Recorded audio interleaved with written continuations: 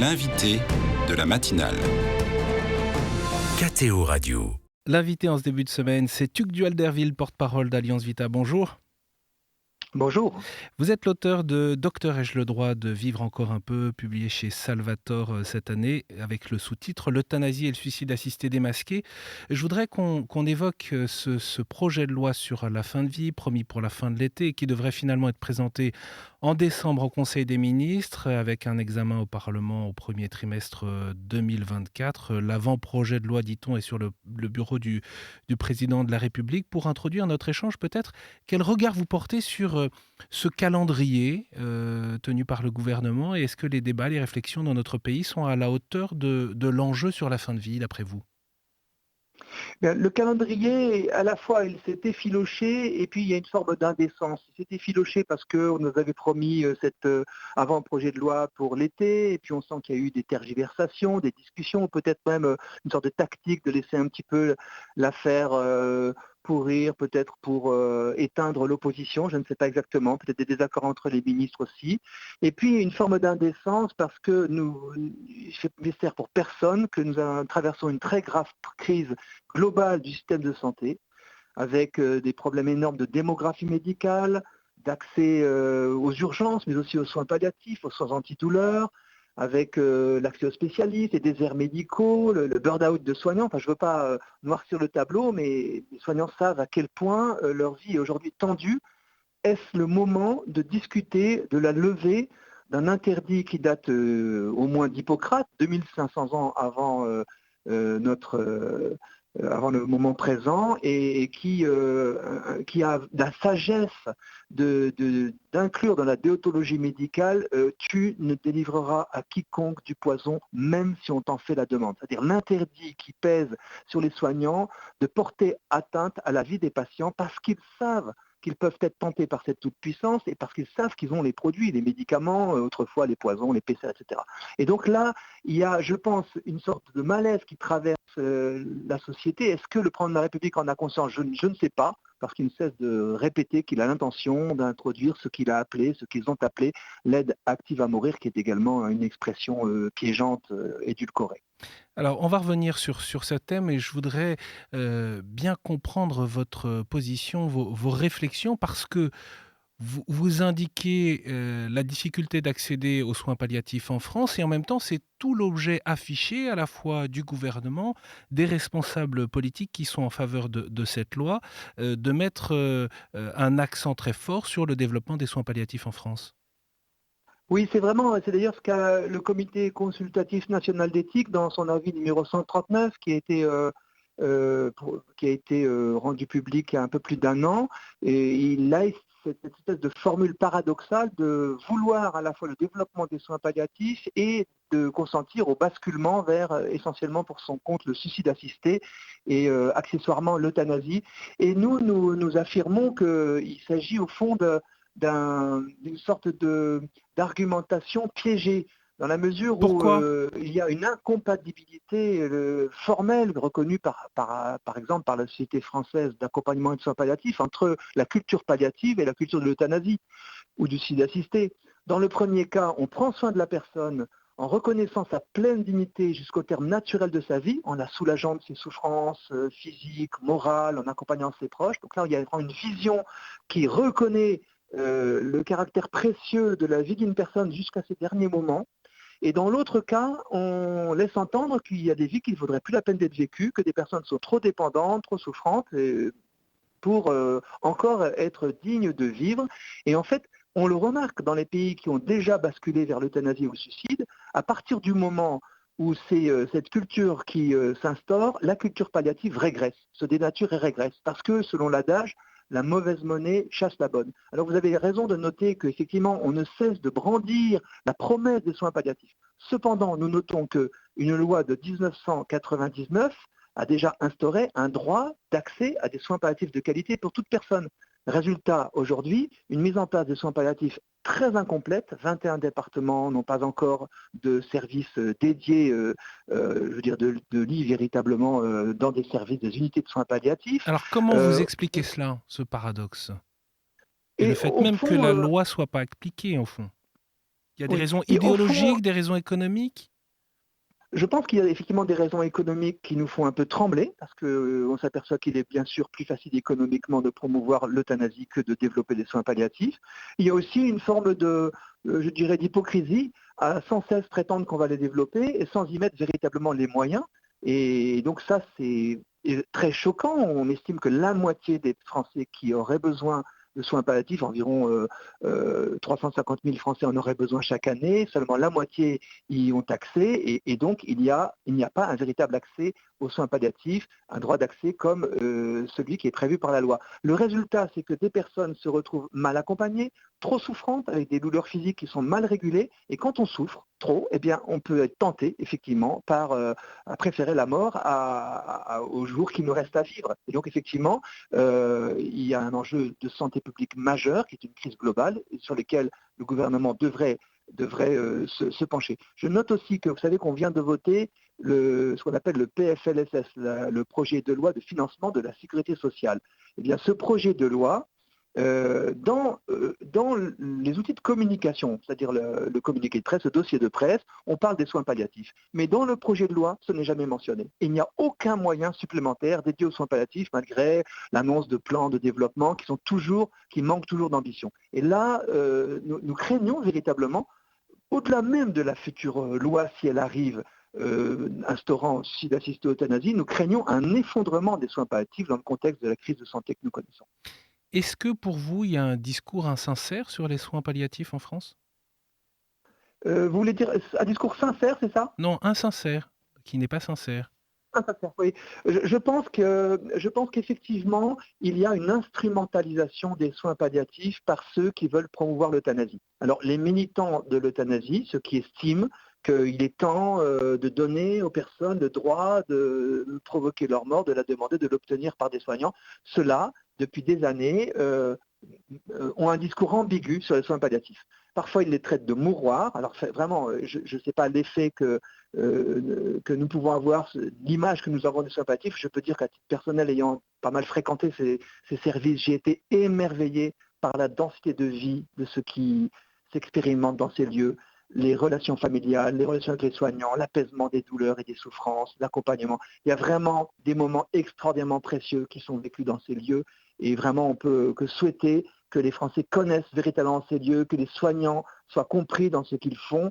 Mais l'image des soins palliatifs reste très floue, peut-être très négative aussi, chez de nombreux Français. Je ne sais pas pour ceux qui nous gouvernent. Certains ont visité des centres de soins palliatifs, ont fait de très beaux discours, ont entendu des patients qui d'ailleurs avaient renoncé à s'orienter vers l'euthanasie ou à la demander parce qu'ils avaient découvert qu'on pouvait être apaisé et soigné. Mais alors pourquoi poursuivent-ils deux buts contradictoires? Je crains que ce soit une maladie du politique en général, c'est-à-dire d'avoir des discours contradictoires, de ne pas avoir de cohérence anthropologique, de plaider pour du noir et du blanc en même temps, en feignant, en ayant l'impression qu'il y a une logique dans ces contraires. C'est peut-être aussi d'ailleurs, je dirais, un des modes de fonctionnement classiques de l'actuel président de la République, le fameux en même temps, comme si on pouvait pousser les deux à la fois, mais la sagesse nous montre qu'on ne peut pas plaider à la fois pour la vie et pour la mort. Vous avez pointé du doigt l'impact, ou du moins vos craintes concernant les budgets alloués aux soins palliatifs si une aide active à mourir est légalisée en France. Quel est l'impact pour les soignants? Quel est l'impact pour les patients? Eh bien, disons que globalement, je renvoie à une étude qui a été produite par la Société française d'accompagnement et de soins palliatifs auprès de nombreux soignants et qui montrait que beaucoup d'entre eux seraient prêts à quitter leur métier si on basculait dans cette euthanasie. Donc déjà, on voit que la motivation pour le métier soignant risque de s'effondrer si on fait peser sur les soignants la charge morale extrêmement lourde d'orienter des patients avec ou sans leur participation vers une fin de vie précipitée par l'administration de la mort, cautionnée par la loi, par le financement public. Et donc là, il y a déjà un élément absolument majeur. Ensuite, ce que nous craignons, c'est que, comme on le voit en Belgique, comme on le voit au Canada, surtout désormais, la culture de l'euthanasie s'impose comme une forme d'auto-exclusion. C'est-à-dire que les patients C'est arrivé au Canada qu'un patient porteur de handicap s'entende dire par le directeur de la structure de santé dans laquelle il était: Monsieur, je vous propose l'AMM. C'est en sigle canadien, l'aide médicale à mourir. Le patient de dire: je demande des soins appropriés. Ah non, mais je ne peux rien vous proposer d'autre que l'AMM. Au Canada, des centres de soins palliatifs ont dû fermer parce qu'ils ne voulaient pas qu'on pratique l'euthanasie dans leurs murs et leurs subventions ont été coupées. En Belgique, depuis 2007, il n'y a pas eu d'augmentation du nombre de lits de soins palliatifs. Vous voyez, parce que, au fond, quand on s'oriente vers cette culture de je provoque la mort pour éviter des fins de vie longues ou difficiles, eh bien, on n'accompagne plus ces fins de vie longues et difficiles, on ne les apaise plus, on ne forme plus aux soins antidouleurs, etc. Il y a ce risque d'un effondrement de la qualité et également une confusion quant aux soins palliatifs. Leur définition devient floue.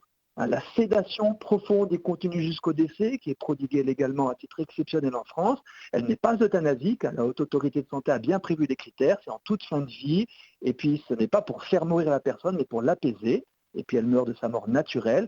En Belgique, on ne sait plus très bien ce que cette sédation recouvre. Ça peut provoquer la mort, on surdose, etc. Et on mélange euthanasie et soins palliatifs. Et en même temps, ça rejoint un peu peut-être la confusion de beaucoup dans l'inquiétude, l'angoisse qu'ils peuvent avoir de leurs derniers instants. Il y a ceux qui sont malades, il y a ceux qui ne le sont pas, mais qui pensent au moment où ils pourraient être malades ou dans des situations difficiles au dernier moment de leur vie. Cette confusion, elle est réelle, d'autant plus dans une on peut le dire, dans une conception plutôt très, très libérale aujourd'hui de la vie et de la mort. Comment vos réflexions peuvent rejoindre ce contexte culturel alors que vous vous inscrivez très à contre-courant d'une certaine manière? C'est-à-dire que par rapport à l'idée que se font les gens, surtout les gens en bonne santé, de ces fins de vie, effectivement, c'est une position qui peut paraître à contre-courant. Mais par rapport à l'expérience que ces mêmes personnes peuvent avoir dans des situations de grave maladie, de grave dépendance ou de fin de vie, alors au contraire, on les rejoint complètement. C'est le grand paradoxe.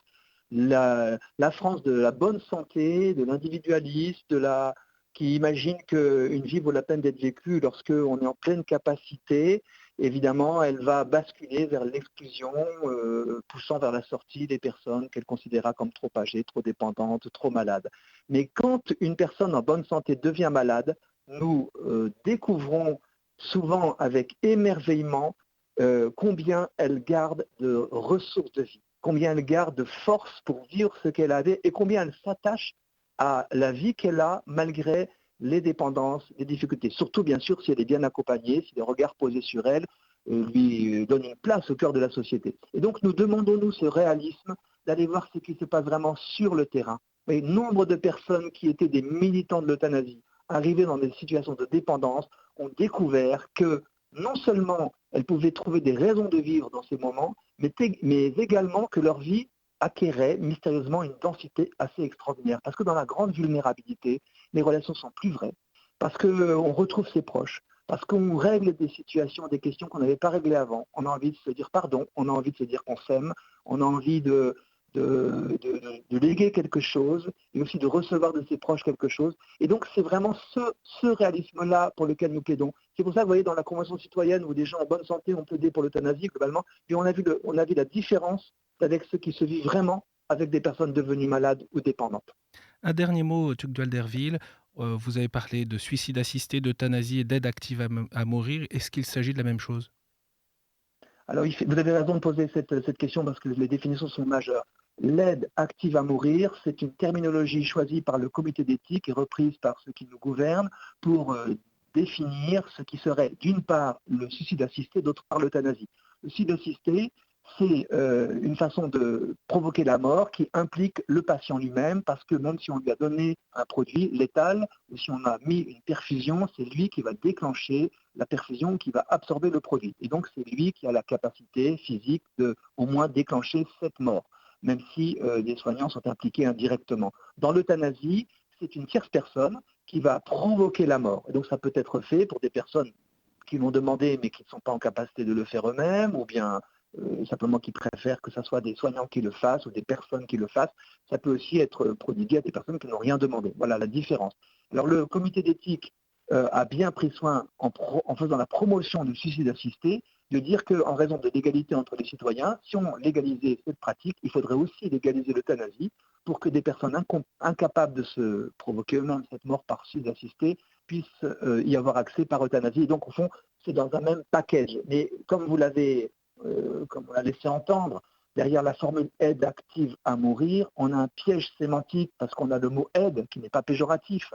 Voilà, on a actif, et voilà, l'aide active à mourir, ça pourrait être à la rigueur les soins palliatifs, parce que c'est vraiment des soins actifs qui accompagnent la personne jusqu'à sa mort sans la provoquer. Et donc nous allons continuer à utiliser les mots euthanasie et suicide en demandant que nous prévenions tout suicide de nos contemporains. Voilà, personne ne mérite d'être exclu de cette prévention universelle du suicide, qui est un élément essentiel de la solidarité de la nation vis-à-vis des plus fragiles, des plus en difficulté. Et plus une personne est en difficulté, et plus elle mérite qu'on l'accompagne pour prévenir ces passages à l'acte si dramatiques pour la personne elle-même, bien sûr, et pour tous ses proches et pour nous-mêmes. Merci Tugdual Derville d'avoir été avec nous ce matin. Je rappelle que vous êtes porte-parole d'Alliance Vita et auteur de ce livre Docteur, ai-je le droit de vivre encore un peu chez Salvatore? Merci.